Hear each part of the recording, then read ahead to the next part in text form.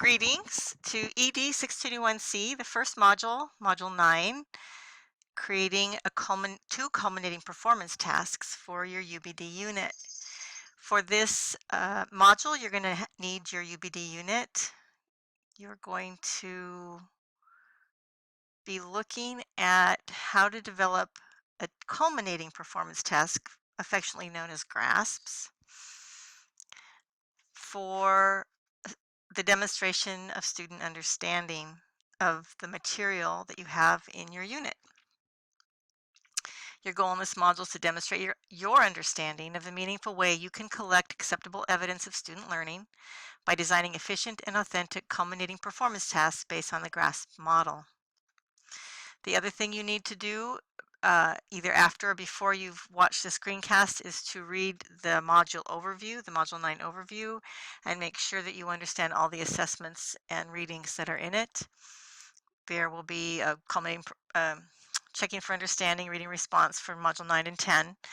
So you need to make sure to get those done, and in addition to the material that we're talking about here today. And I'll go over that at the end of this screencast. So you can see at the bottom, you see this acronym called GRASPS, and we're going to talk about that today. So this stage outlines and provides practice in designing mid or end of the unit UBD culminating performance tasks. These are identified as summative assessments. That means that once you're done with this unit and this material, you're done, you're moving on. You will develop and refine the culminating performance tasks that will represent the deep understandings that students will have gained from the UBD unit. You're looking at keyword is deep understandings, not just superficial understanding, not just 3 reasons why, or 3 states of matter, for example. That's not deep understanding. Use GRASP's model to plan performance tasks, and I'm going to talk about what the GRASP model looks like. So we've gone over this before in the other 2 courses, that there are a variety of ways to collect evidence of student understanding. Acceptable evidence includes tests and quizzes, academic prompts, informal checks for understanding, performance tasks, observation dialogues. We are familiar with these, you're familiar with these. We're going to focus on performance tasks, but we're going to not just a regular performance task, a simple performance task, but a complex performance task that involves 3 or more sources of input. There are types of formative and summative culminating performance tasks and culminating performance tasks, and this is just a review for you. Setting up a portfolio would be a culminating performance task because it involves putting together a variety of pieces of artifacts and information that give a broad spectrum of understanding and practice using particular material. Performances and exhibitions, of course, projects and especially investigations. Observations and checklists are formative and can be summative. It's just you're checking off if things are done, you're checking off if students understand, you've got rubrics and so forth. Learning logs and journals are formative. They draw the material forward through the lesson or the unit. They can be summative at the end if there's some way for students to synthesize that information. Graphic organizers are generally formative. They help students organize information, and this helps you look for misconceptions in terms of their learning. Interviews, personal conferences are formative because you're checking with them for what they know and understand and making decisions for instruction based on those conferences and so forth. I want to distinguish between academic prompt and performance tasks. Very often people confuse a research project as a culminating performance task or as a performance task. It is not. An academic prompt, a research task is an academic prompt. It may have an open-ended answer.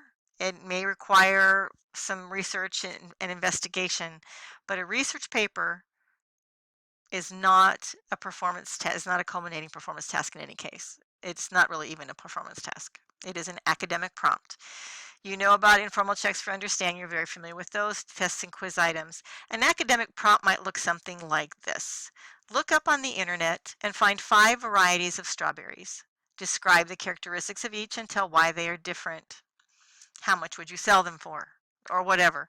This is, although there's a sense of reality to that prompt, it is just gathering information and describing the information in some fashion. It could require judgment on criteria and performance standards because there are certain information you have to have. It may or may not be secure. Secure, this word secure, means that the answers are not available to the students until after they're done with the task. So generally, and this is really the key piece here, these are questions that typically are only asked of students in school, and that's generally what a research project is. It's like there's nowhere else in our worlds, unless we happen to be lawyers, I think, that we do research as a regular request, as a regular task. We all do research, but in a different fashion.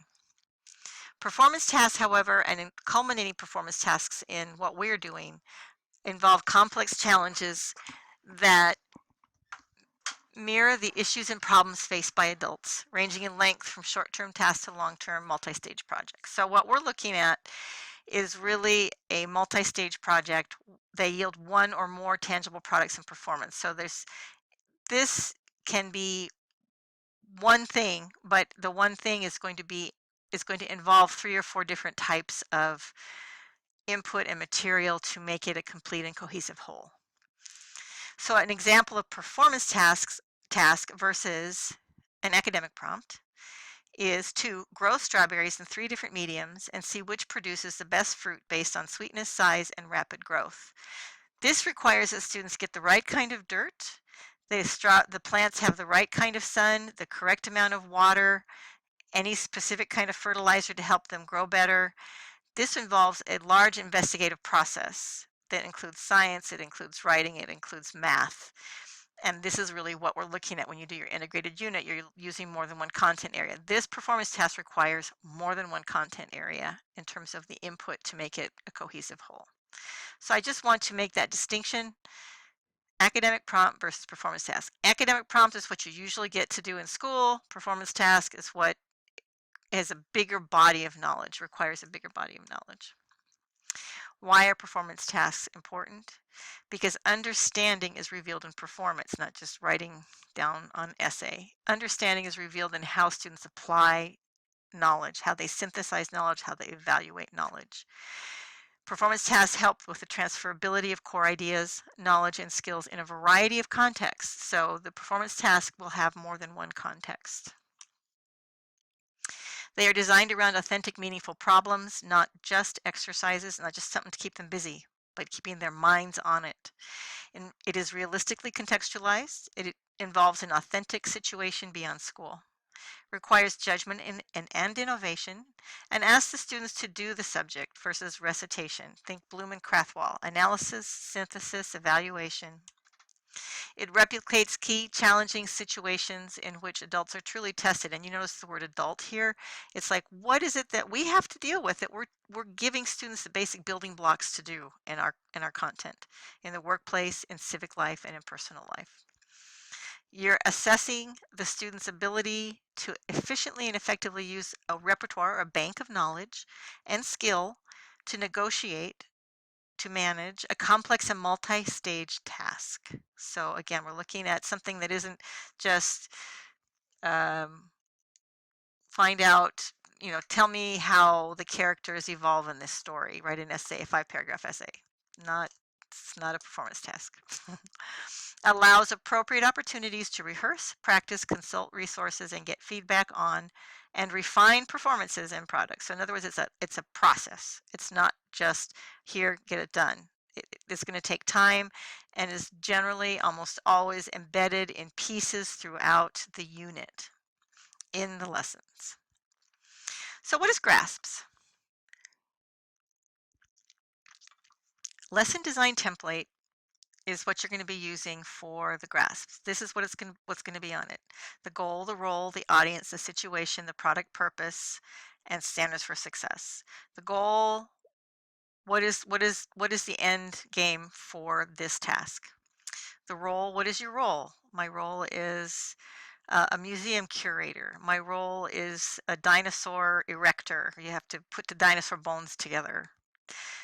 The audience, who is your audience? The audience is the museum president.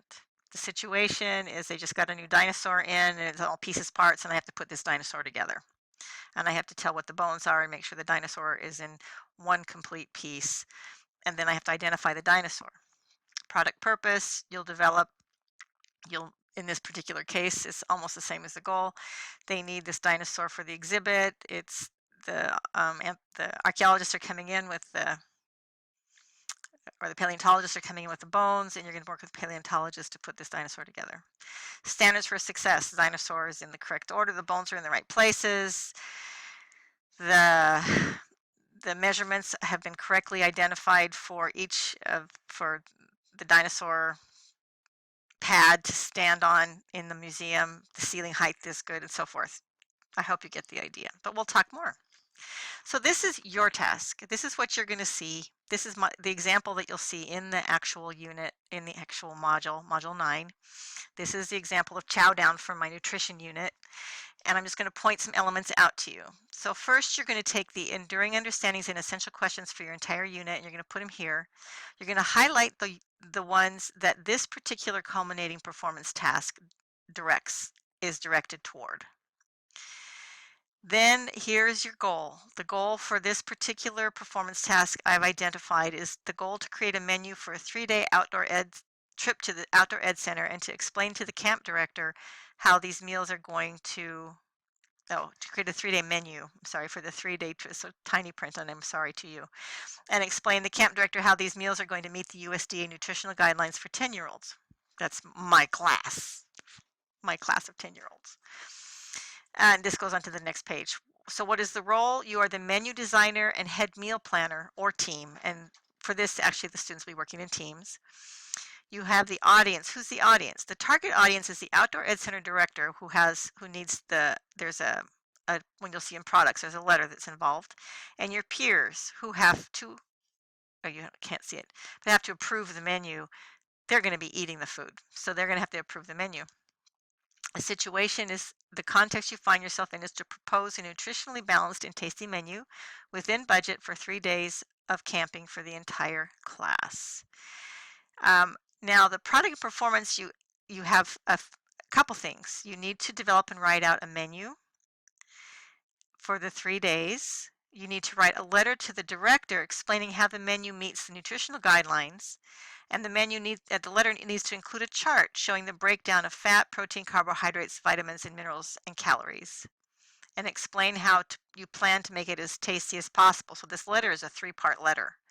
And so you can see that there are 4 levels of input in this product. There's the actual menu of meals. There's a letter to the director. There's a chart showing the nutritional breakdown.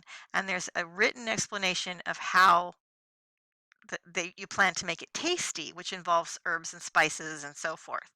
So all of those elements are embedded in the whole unit as the students are learning these things. So by the time they get here, they're already going to have a lot of these pieces. And when they put this together and expand those pieces, they'll already have a template for it. And then you can see over here on page 3, the standards and criteria for success. This is very important. When you get this here, this is going to be the body or the actual descriptors or the categories for your rubric. So you need to have this developed here in this place. So your work must include the following: a menu with chart of nutritional values that is accurate and complete and provides at least 1 dietary modification. So you know on your rubric you're going to have to break that up. A letter to the camp director. What's it going to have in it? It's going to have that chart. Menu meets USDA guidelines, effective explanation of nutritional value, and taste appeal of proposed menu, proper letter form, correct spelling and grammar conventions. So these are all part of the criteria. A successful result will be the completion and presentation of a healthy and tasty menu for outdoor education camp and a well-written letter to the director with supportive details. It's a huge project, but you can see it involves writing, it involves math, it involves science, it involves, well, not social studies, but it definitely involves language arts in a lot of different ways. Writing and reading, writing, and